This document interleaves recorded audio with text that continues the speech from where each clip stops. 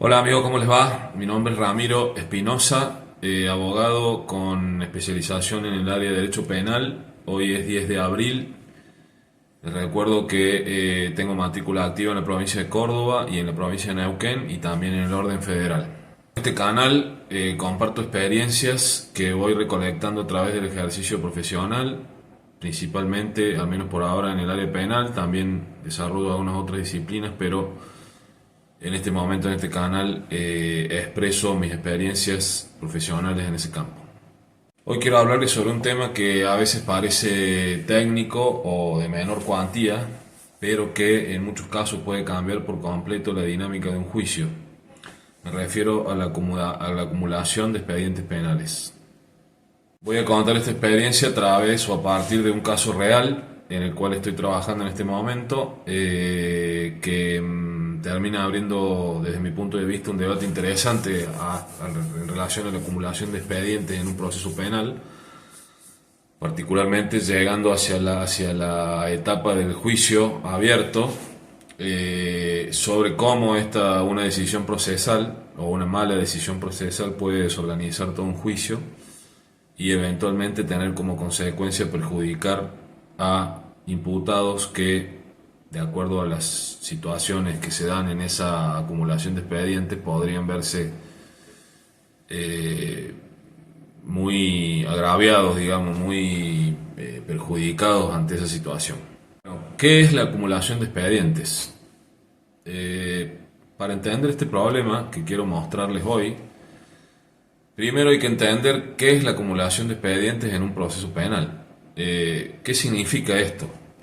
Básicamente, dentro de una investigación penal preparatoria, puede ser también en otra oportunidad del proceso, pero vamos a estas instancias, el Ministerio Público Fiscal, o sea, el fiscal que lleva la instrucción o la investigación, mejor dicho, de esta causa, o eventualmente el juez de control en una instancia superior, decide que de varias causas o investigaciones o expedientes que están tramitando por separado inicialmente se unan en determinado momento de todo el proceso, se unan en un solo expediente con el objeto de que se resuelvan de manera conjunta. En principio, esto tiene un sentido y por eso lo permite el Código Procesal, porque evidentemente por diferentes razones que ahora vamos a nombrar, tiene un sentido práctico positivo, digamos. Se hace, por ejemplo, para ahorrar tiempo, para evitar contradicciones. ¿Cuáles podrían ser las contradicciones? Y que ante hechos similares o que en los cuales participen las mismas personas haya diferentes situaciones, diferentes decisiones judiciales que puedan ser eventualmente incluso contrarias o contradictorias entre sí. Por lo tanto, si está todo acumulado en un solo expediente, la visión es más global, se evitan contradicciones. Siempre, digamos, los motivos así en forma genérica en los cuales puede justificar una acumulación de expedientes cuando los hechos están conectados o cuando los imputados son los mismos, por ejemplo. Por lo tanto, es una herramienta procesalmente válida y que existe y debe existir, pero debe ser decidida y tratada con los cuidados que rodean a toda decisión y situación en un expediente penal. Bueno, vamos a este caso concreto. Yo tengo dos clientes, una pareja en realidad, que en ese caso, en el momento del proceso en el cual yo voy a referirme ahora en este momento, era un cliente, era el masculino dentro de esta pareja, tenía una situación penal X en la cual estaba imputado, estaba siendo investigado. Nosotros habíamos solicitado en un contexto de feria la apertura de la feria y su libertad. No recuerdo puntualmente ahora si nos opusimos a la prisión preventiva. Estimo que sí. Nos opusimos a la prisión preventiva y finalmente el juez de control nos da... No, en una primera oportunidad no nos abre la feria, pero después cuando vuelve la actividad normal, digamos, esto era... Probablemente sea lo que digamos las vacaciones de julio o la feria más pequeña del año. No recuerdo bien y no es importante, pero el juez de control finalmente nos acepta nuestra oposición a la prisión preventiva y ordena su liberación con una fianza, ¿no? En ese momento esta persona ya estaba detenida hacía un mes y medio, entonces por supuesto que fue un momento de gran felicidad para él, para su pareja, que después fue imputada en la misma causa por un delito menor, con un bebé chico. La cuestión es que ellos, bueno, en ese momento se produce como una situación de alegría y todo estaba enmarcado dentro de un expediente. En ese expediente también había dos personajes más que no son mis clientes y que de alguna manera tienen una controversia con mis clientes, también imputados de los mismos delitos y ya en el estudio de ese expediente se percibían ciertos delitos anteriores en los cuales estaban involucrados estas dos personas que eran hermanos entre sí.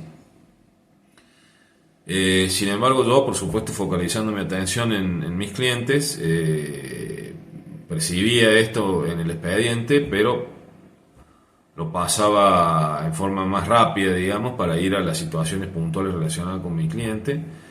Estos dos hermanos tenían otra representación, otra defensa, así que tampoco me vinculaba desde ese punto de vista. Pero todo se desarrollaba dentro del mismo expediente.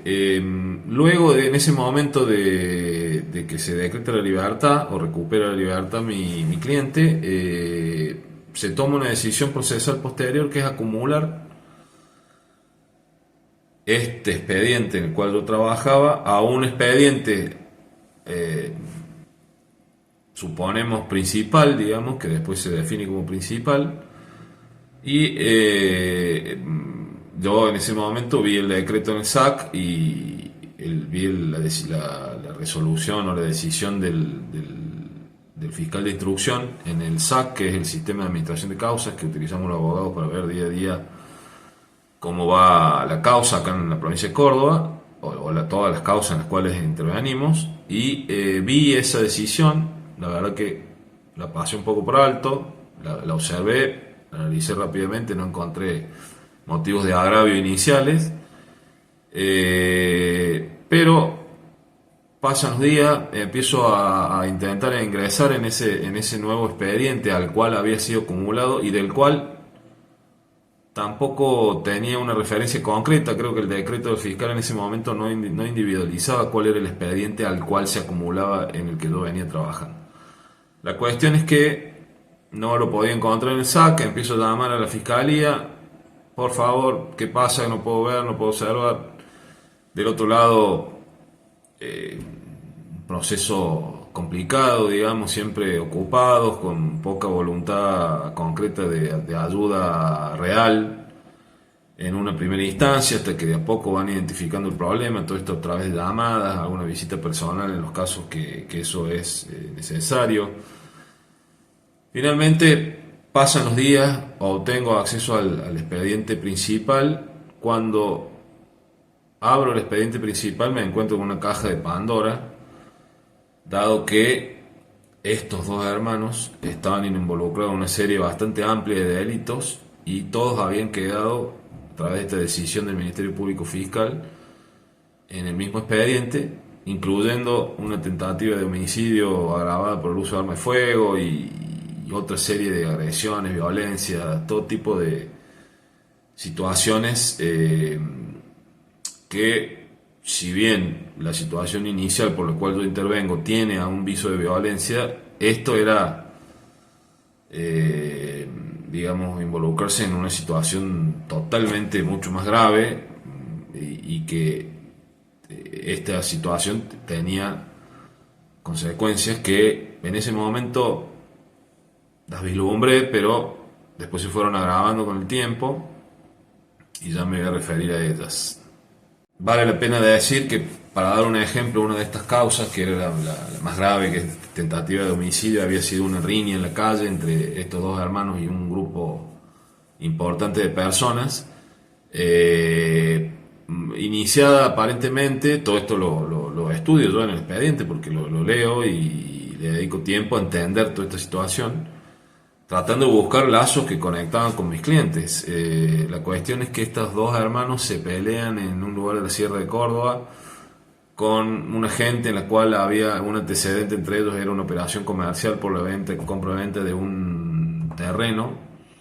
Había habido una disputa ahí, la cuestión es que en un momento se encuentran en las proximidades o cercanías de ese terreno, el comprador aparentemente junto con otros amigos y estos dos hermanos, quienes eran reclamados por las consecuencias de esa compraventa comercial, y se produce ahí una trifulca importante con tiros, con armas de fuego,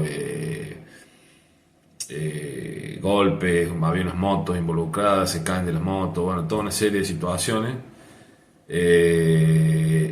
por las cuales posteriormente ellos son imputados, o uno de ellos creo, no tengo claro, por esta tentativa de homicidio agravada por el uso de arma de fuego.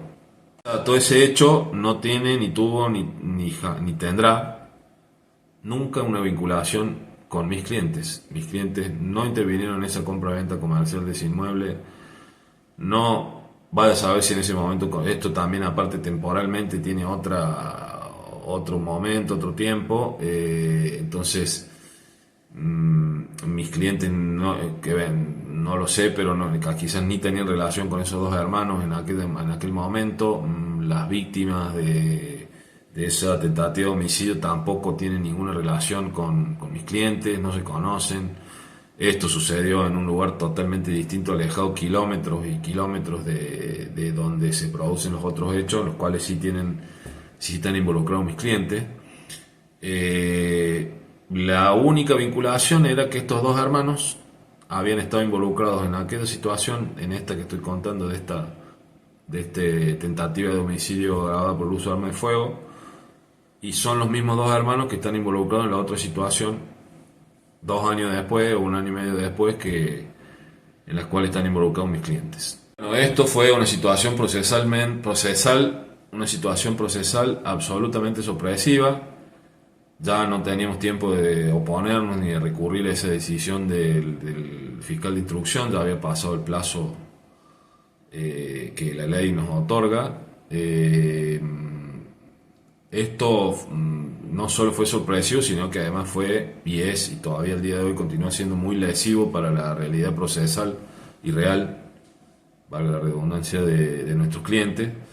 No solo por el volumen del material acumulado, que imagínense, no es lo mismo estudiar un expediente que estudiar 12 expedientes, sino porque mis representados, mis defendidos, mis pupilos procesales, como dicen a veces los fiscales, se vieron arrastrados a un juicio masivo con una plataforma de hechos que no los incluye, pero sí los contamina. Y la realidad es que esta circunstancia, lo que pasó fue que el fiscal de instrucción pidió la elevación de la causa a juicio. Yo, entre ellos, continúa la imputación, la acusación en contra de mis clientes. Yo me opongo a esa elevación de la causa a juicio. La causa va al juzgado de control. El juzgado de control, en esa oposición yo ya expreso por primera vez los agravios que siento que tienen mis clientes en relación a esta decisión de acumular los expedientes, que además son evidentes, porque es tal la divergencia que hay entre los hechos iniciales o los hechos primeros en el tiempo con una gravedad importante y la realidad de que no tiene nada que ver con mis clientes, que pensar en un juicio llegado a esa eventualidad en el proceso, un juicio en el cual con mis clientes, por ejemplo, sentados ahí, nosotros de defensa también, y en los cuales se esté hablando de un delito que mi cliente no tiene nada que ver, que no participó, que no está acusado, que en ningún momento de todo ese amplio expediente se lo nombra, pericias, testimonios, declaración de las víctimas, declaración de los acusados al respecto de esos delitos que no solo tienen la consecuencia de generar una situación de vulnerabilidad, digamos, a nuestro cliente y en la defensa de un estudio muchas veces más importante, con lo cual también son costos de tiempo para mi defendido. para mis defendidos. Por supuesto que la Fiscalía tendrá algunas cuestiones de economía procesal, o habrá tenido en aquel momento que tomó esta decisión, porque también se produce una confusión cuando hay muchos expedientes, no se entiende. De hecho, por ejemplo, en este caso, los abogados de la otra parte, ahí estaba revisando el expediente ayer, cuando ya les voy a contar cómo sigue el desarrollo de esta instancia, digamos. El mismo abogado de la otra parte en un momento pide, del abogado de los dos hermanos, uno pide la renuncia a los plazos para oponerse a la elevación a juicio, para apurarse, porque estos dos hermanos están presos, al contrario de mis defendidos que están en libertad, a los fines de, bueno, apurar la cuestión y después eventualmente, no sé, intentarán un juicio abreviado, o bueno, resolver la situación procesal. Y yo oponiéndome a la elevación de la causa a juicio, con la decisión del juez de control, que finalmente fue negativa para nosotros, y después, ahora, redactando ayer la ampliación de los fundamentos por una apelación que presentamos días antes ante la Cámara de Acusación. Dentro de el juez de control se refiere a esta inquietud que yo planteo en el momento de oponerme a la elevación de la causa a juicio. Me opongo a esta acumulación de los expedientes y pido concretamente que sean separados de acuerdo a la vinculación que tienen unos con otros. Y el juez de control me dice de que no es una decisión, la decisión de la acumulación. Primero me dice, me tira el pelo diciéndome que ya pasó el plazo y que no puedo oponerme, por lo tanto esa situación procesal se habría consolidado. Y después me dice que no es una de las decisiones que pueden ser sujetas a oposición. Hace un raconto ahí del Código Procesal Penal de cuáles son las decisiones que pueden ser recurridas a través de oposición. Yo encuentro que sí, porque me parece que hay un gravamen irreparable. Entonces eso me habilita la ventana para recurrirlo, y es lo que yo expreso en la apelación ante la Cámara de Acusación. Hago toda una explicación de por qué. A mí me parece evidente, pero bueno, se ve que el juez de control no lo estudió, no lo observó. Si bien realmente, bueno, ahí se ven una de las consecuencias de esta situación. Por ejemplo, la decisión del juez de control, en donde decide no hacer lugar a los pedidos de sobreseimiento y de continuar la investigación que yo había hecho cuando me había opuesto al auto a la Fiscalía, cuando requiere la citación a juicio de Fiscalía. Yo me opongo, y la respuesta del juez de control tiene 170 páginas.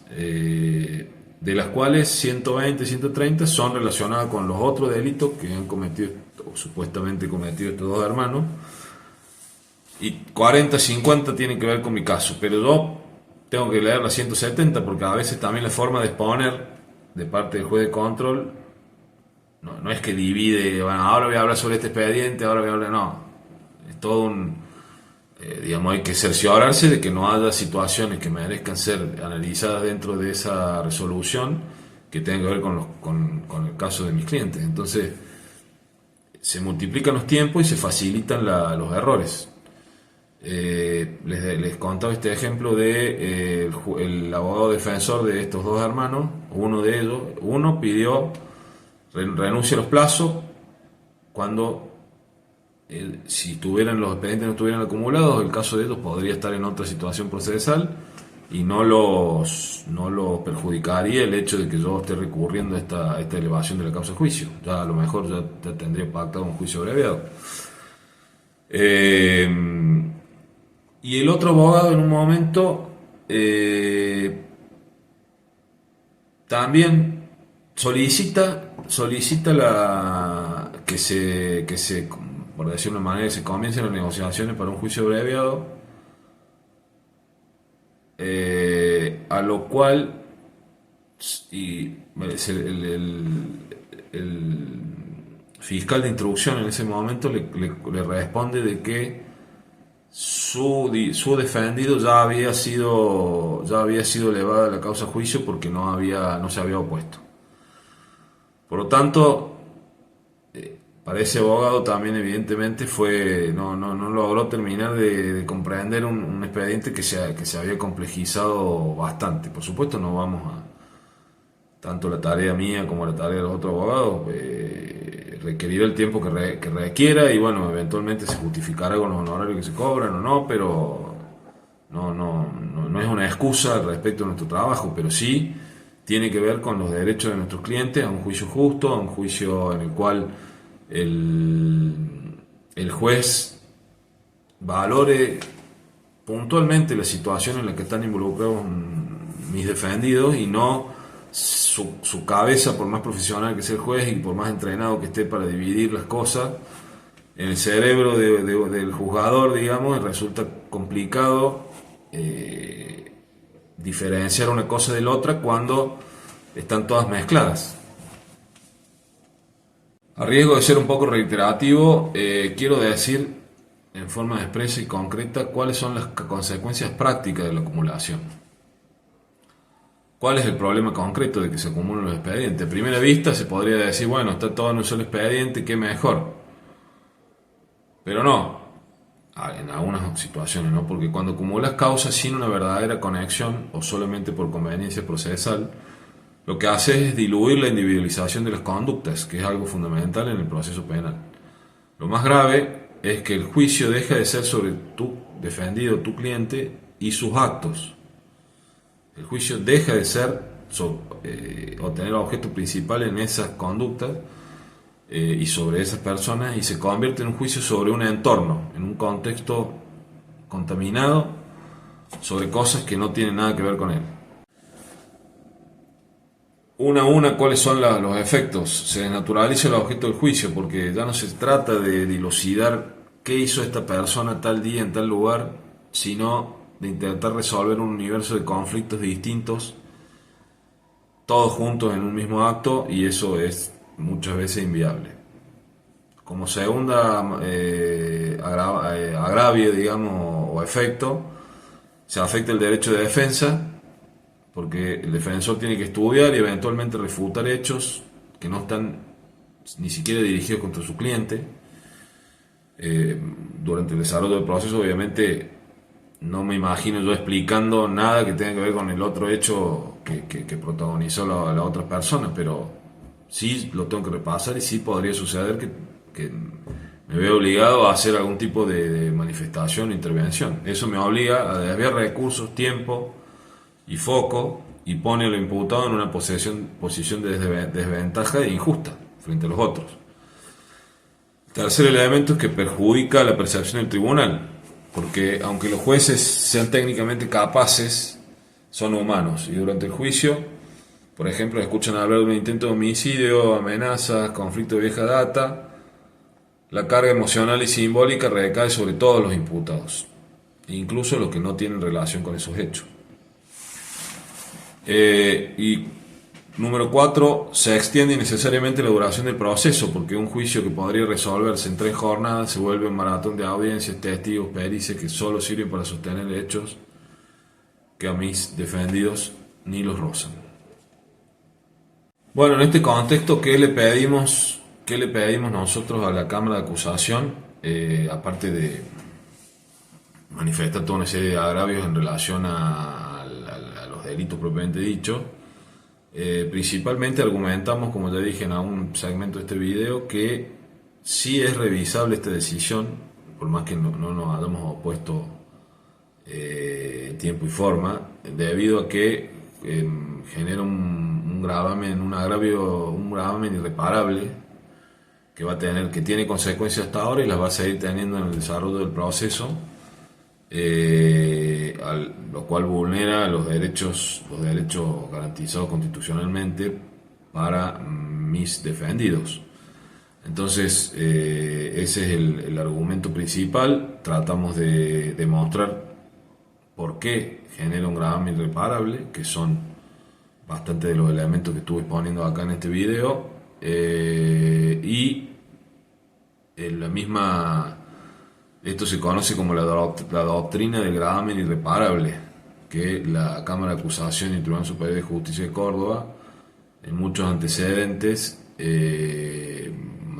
expresan que hay decisiones que no son expresamente impugnables, pueden ser revisadas y causan un perjuicio sustancial. Esto fue presentado con una petición principal, que sería que se separe totalmente los expedientes y que se haga un juicio solamente con nuestros defendidos y los dos hermanos por estos hechos que tienen, sobre los cuales son acusados. Y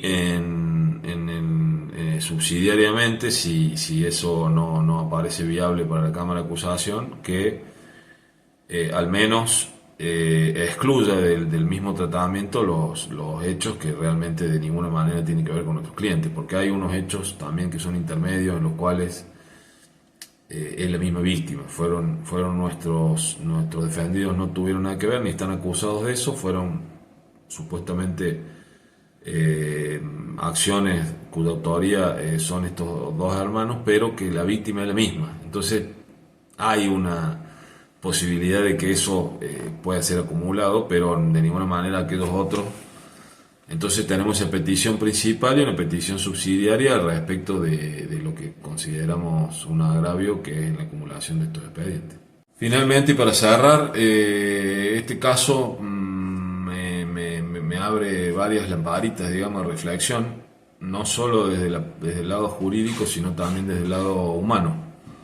En el fondo, lo que está en juego no es solo un expediente más o menos cargado, más o menos trabajo de parte del abogado defensor, sino la situación de personas reales, con familias, con angustia, con recursos limitados.